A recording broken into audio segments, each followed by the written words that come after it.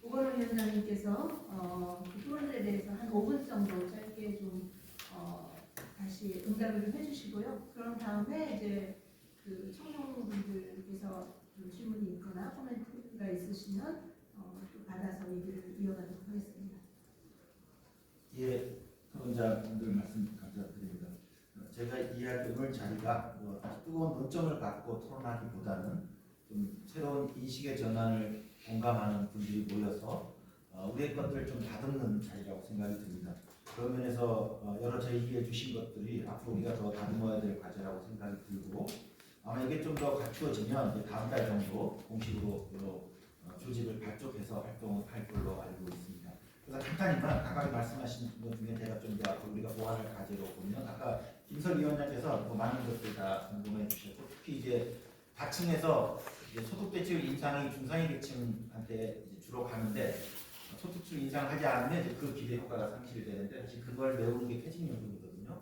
하지만 말씀해 주신 것처럼 그 중간에 인출을 규제하려면 사실 보완책이 필요하고, 아까 고용보험의 실질적인 보완 이런 것들이 꼭 같이 가야 될 거라고 생각이 듭니다.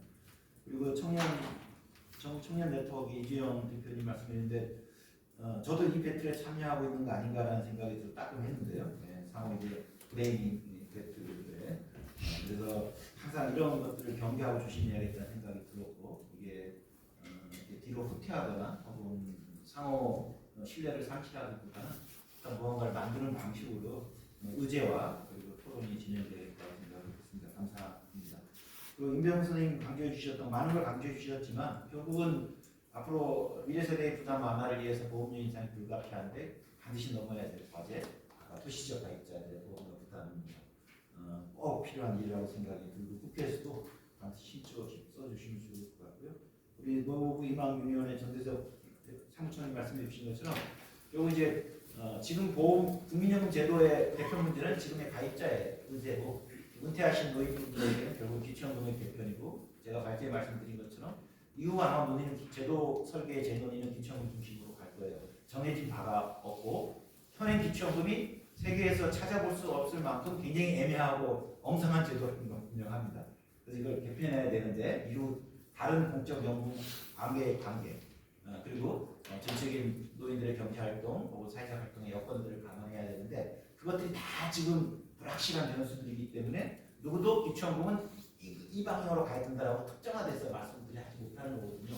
그만큼 많이 열려있다고 생각합니다. 그래서 제 발제에 대해서는 일단 하위계층의 노후 빈곤이 심각하기 때문에 하위층의 부품, 이런 것들을 원칙으로 삼았고, 석기현 선생님도 서구 연금의 한 흐름으로 그걸 강조해 주셨는데, 우리나라는 아직까지는 노인들의 다수가 노인 빈곤에 속하지 않는 중간층 분들도 사실은 소비 여력이 지극히 제한적이어서 많은 일상적인 활동에서 제한이 있기 때문에 기초연금 부분은 좀 더 열어놓고 앞으로 더 우리 시민사회에서 논의했으면 좋겠습니다. 그리고 석기 선생님 여러 가지 제가 담은 내용들을 훨씬 더 다듬고 또 요점을 잘 설명해 주셔서 감사드리고요. 맨 마지막 말씀이 제가 조금 위로가 됐어요. 그러니까 제가 이제 여러 토론자의 재정 안정을 강조하게 되면, 그리고 이제 후세대 부담, 우리 세대가 이제 후세대 부담 책임을 좀 져야 된다고 얘기하면, 이게 마치 재정 건전성론에 함몰된다. 그렇게 되면 이게 보수주의해야 되고, 어떻게 보면 약간 신자유적 방문으로 설명되기도 하고, 현 세대와 미래 세대의 갈등을 부추기는 이런 식의 지적도 있고, 아까 그래서 이런 브레이밍 배틀 속에 빠져들고 있는 거 아니라는 그런 이제 아까 약간 자기 반성 들었는데, 사실은 이제 그 기본 취지는 그게 일종의 통상적인 얘기하는 보수적 재정 건전성이나 이런 게 아니고, 아까 얘기했던 결국은 명확하게 더 우리보다 부담이 커질 걸로 예상되는 미래 세대와의 책임 분담의 취지인 것이고, 어쩌면 20세기의 연금에서의 세대 간 연대를 아닌 것, 아까 부가방식 구조에서 젊은 세대가 미래 세대를 부양하는 그런 당시의 경제 환경, 노동시장 환경과 당시의 인구 환경에서 만들었던 20세기 인류사의 전 세대 간 연대라고 생각이 드는데, 안타깝게도 이 환경이 대단히 어려운 환경으로 바뀐 속에서 21세기의 세대 간 연대는 뭘까? 다른 나라들이 지금 그러했던 것처럼 우리에 있어서는 비록 그게 지금 우리가 재정 안정화로 표현되지만, 이런 게 현 세대 세대 공존을 위한 세대 책임, 우리는 어쩌면 이런 것이 또 지금 21세기에 우리가 재규정할 세대 간 연대가 아닌가 생각합니다. 예, 그럼 이제 플로어에서 혹시 질문이나 토론. 잠깐만 제가 네. 좀 지금 이제 아까 이제 말씀드리지 못한 것들이 좀 있어서 지금 이제 여기서 논의되는 게 아까 이제 지금도 이제 고런 박사님 말씀하신 이게 세대 간 갈등의 문제로다만 이제 비춰질 수 있는 소지가 다분히 있습니다. 이게 갈등이 어떻게 가진자모가 이제 불평등으로 인한 갈등이 그게 희석되고 세대 간 갈등만 부합되는 이런 것을 이런 문제가 가지 않도록 정말 조심해야 될 것 같고요. 그래서 제가 한번 생각한 거는 뭐냐면 지금 고갈론에 대해서 너무 그냥 막 공포를 조장하는 그런 문제가 있는데 지금 기금이 엄청나게 쌓여 있습니다. 지금 전 세계에서 우리나라만 지금 GDP 대비 이렇게 쌓여 있는 나라가 없어요. 아마 이게 보험료가 인상되고 15% 정도까지 올려가서 되면 한 몇 년 뒤에는 뭐 100%까지 쌓여질 수 있는 그런 엄청난 기금이 있거든요. 그럼 그 기금을 갖고 자꾸 기금 고갈하는 거 이렇게 이런 거 이거 갖고 어떻게 사회 투자에 쓰여서 이 보험료를 이렇게 못 내는 분들이라든지 아니면 사회 투자로서 그쪽으로 활용을 해서 그렇게 되면은 결혼도 하고 뭐 아이 많이 낳고 그러면 이제 연결치기가 부담이 또 들어오는 그런 문제도 있으니까 그런 문제도 한번 고민해서 그 대신 그걸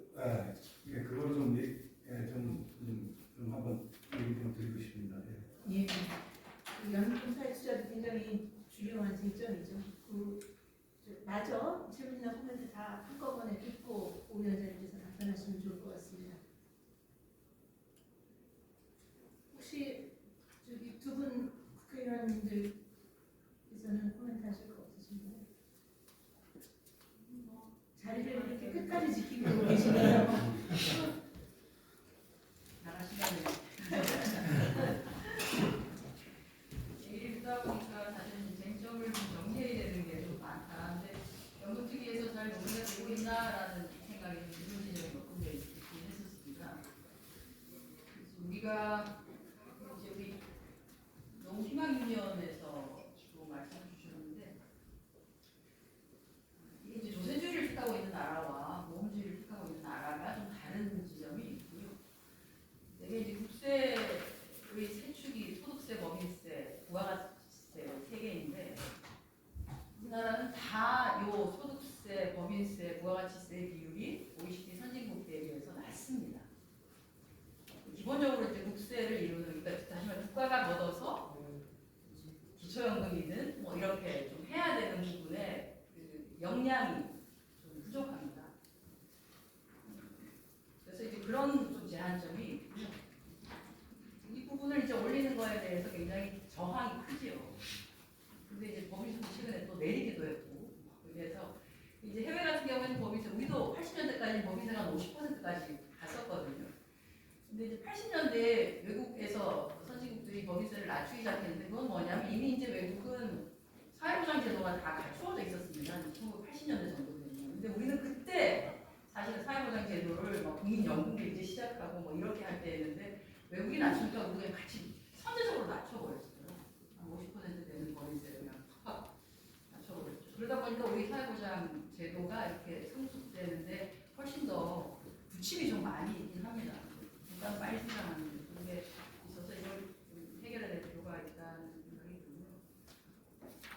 저는 글쎄 이게 제가 뭐 맞지는 모르겠습니다만 다른 것보다도 제가 이제 환경에 있으면서 이제 플랫폼 노동, 그러니까 흔히 말해서 고용은 되는데 여기저기의 사업주를 두고 있는 사람들을 사회보장 제도 안으로 끌어들이는 부분이 굉장히 좀 중요하고 이게 이제 디지털화가 더 강화되면 강화될수록 사실은 한 곳에 속해 있지 한 곳에 전속적으로 속해 있지 않은데 여러 곳에 한꺼번에 속해 있는 노동자들이 많아집니다. 그러니까 여기에 15시간 정도 내가 일주일에 있으면 이쪽 일을 한 15시간 또는 15시간이 안 되게 여기도 몇 개의 사실 일을 한꺼번에 하는 경우가 있거든요.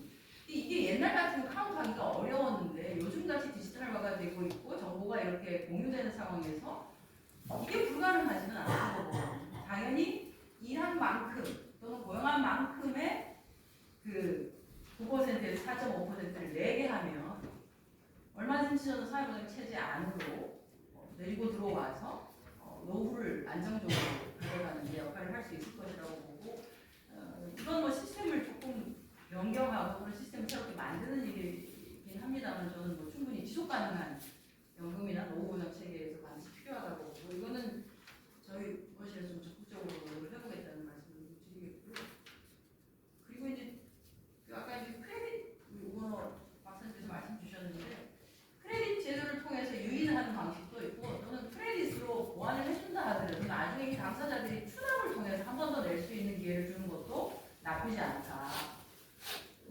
뭐 육아휴직을 갖거나 이렇게 해서 아이를 낳아서 출산 크레딧을 주면 그만큼을 국가에서 보전을 해주지만 그게 아니라 사실 그 추납으로 내가 그때 못 냈던 거 다시 또 내겠습니다라고 해서 소득에도 기여를 하고 내가 나중에 받는 것에도 다시 또 기여가 되는 방식을 취한다라고 하면 이것도 나쁘지 않겠다고. 사실 보시면 각각이 다들 이제 정기 적금도 드시고 예금도 드시고 하는데 연금만큼 그 이익률을 많이 주는 제도는 사실 보기 어렵습니다. 길게 이렇게 보면. 그래서 일부러 거기에 투자를 하려고 하시는 분들도 많은 상황이거든요. 그래서 조금 우리가 중위소득보다도 조금 떨어지는 사람들에게 이런 기회들이 조금 더 폭넓게 영향될 수 있도록 하면 훨씬 더 낫지 않겠나 이런 생각도 좀 했었었고요.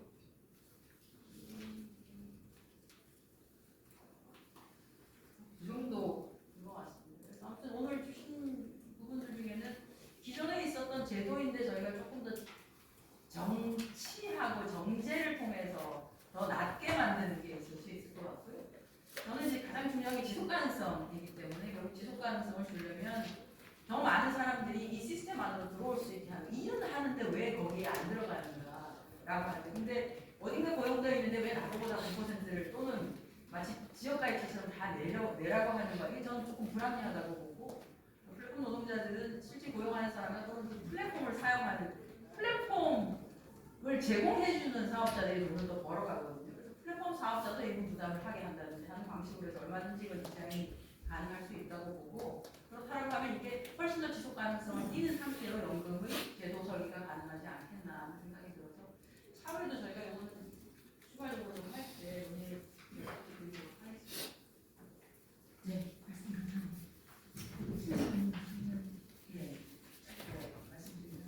오늘 일단 청년 세대와 그리고 어르신 세대를 같이 이야기 들을 수 있는 좋은 기회라고 생각하고 이 연금에 대한 포괄적인 부분들 사실을 해소하기 위해서 우리가 더 많은 사람들의 이야기를 들으면서 어떻게 같이 유인할 수 있고 같이 혜택 받을 수 있는지 크레딧 등을 이용해서 고민을 하는 건 정말 좋은 생각인데 크레딧도 사실은 이게 신청 방식에 따라서 이용률이나 활용도가 많이 달라지거든요.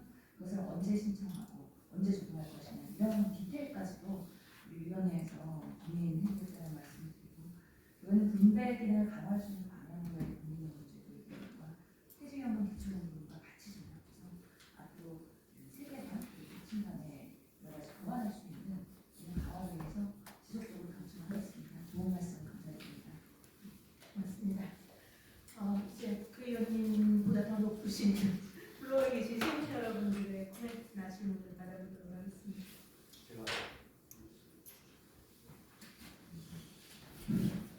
저는 노인방문 인천본부장 그리고 택시 기사이기도 합니다. 아까 57년이니까 94세가 되겠더라고요. 나이가 우리 전단 사무처장님은 이 자리에 아마 없을 거다라는 걸 저는 믿고 싶습니다.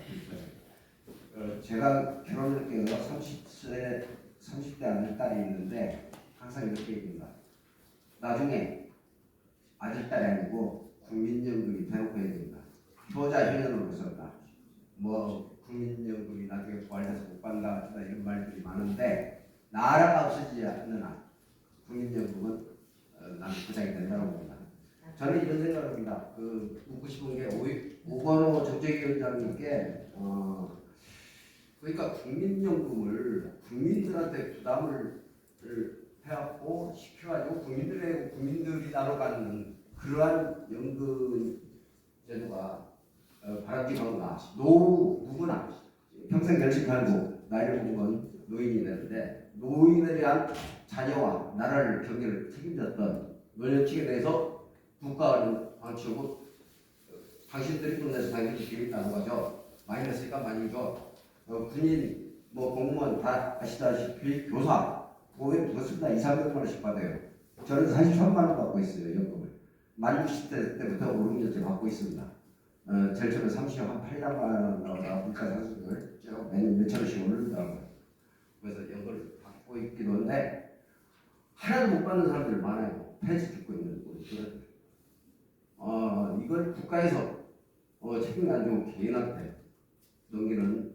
그래서 저는 이 연금 부분에 있어서 개혁의 초점이 여기 의원님들 계신데 국가에서 책임제는 그래서 기초 노령연금을 최대한 강화하는 그리고 많이 물론 수입이 많으니까 많이 내는 건 맞는데 많이 낸 부분들에 대해서 그 프로테지라든가 그 연금 혜택이 많이 가지 않고 큰 차이가 안 나는 그런 방향으로 연금 개혁을 해야 된다고. 초점은 국가에서 국민들 세대 갈등을 만들지 말고 무책임하게 하지 말고 이 연금 제도 개혁을 국가에서 책임지는 체제로 가야 된다 이렇게 했는데 저 오건호 주 목소리 내신 분과 두 의원님 뜻하는. 네, 말씀 감사합니다. 제가 시간 관리를 잘못해서요. 오늘 여기가 12시까지 지금 문제가 돼서 서로로 자리를 비워줘야 되는 형편인 것 같습니다. 일단 발표자 네, 드려야 되는데 제가 말씀하신 거 전적으로 공감하고 있고 또 의원님 말씀 감사드립니다. 아까 일종의 이게 가능할지 모르지만 스웨덴식의 새로운 어떤 사회적 합의 모멘텀을 연동해서 한번 해보자. 이게 안 풀리는 만큼 이게 이제 화산의 마그마가 사이에서 에너지는 막 인축되는 것 같아요. 그리고 지금 제가 제시한 것들이 사실은 모든 사회적 조직들의 공통 책임입니다. 보험료 인상에 대해서는 가입자 그리고 기업이 같이 하는 거고, 그 다음에 크레딧과 지역가입자 보험료 지원에서는 국가가 역할을 하는 겁니다. 서로 불평불만할 거 없이 다 공통으로 들어오게 되어 있습니다. 그래서 진정한 이 기업 그리고 사업 그리고 일하는 사람들 그리고 공적 주체가 와서 진짜 현세대와 미래세대 그리고 모두가 공평하게 노후를 보장하는 그랜드 청사진을 한번 갖고 만들자. 그리고 거기에 일정한 공감대가 형성된다면 또 새로운 노후도 보장뿐만이 아니라 대한민국 미래도 열릴 것 같고요. 저희가 오늘 요 마련한 요 자리에 참석한 여러 주체들도 아마 3월에 발족을 하게 되면 그런 취지로 열심히 활동하겠습니다. 고맙습니다. 연금이랑 코끼리 옮기기에 비유한다고 많이 얘기를 하는데 코끼리 옮기려면 코끼리 상태가 어떤지 옮겨갈 자리는 어떤지 이걸 보는 게 굉장히 중요합니다. 오늘 또한 이제 그 팩트에 대한 여러 가지를 확인할 수 있었던 좋은 자리라고 생각이 들고요. 또 그 코끼리 주인이 이 중심부에 있는 목소리 큰 사람들뿐만 아니라 주변부에 있는 일하는 모든 시민이기도 하다는 의미에서 그동안 들리지 않았던 그런 목소리를 써보는 소중한 기회였다는 생각이 듭니다. 장시간 동안 참여해주신 그 청중에 계신 여러분들, 그다음에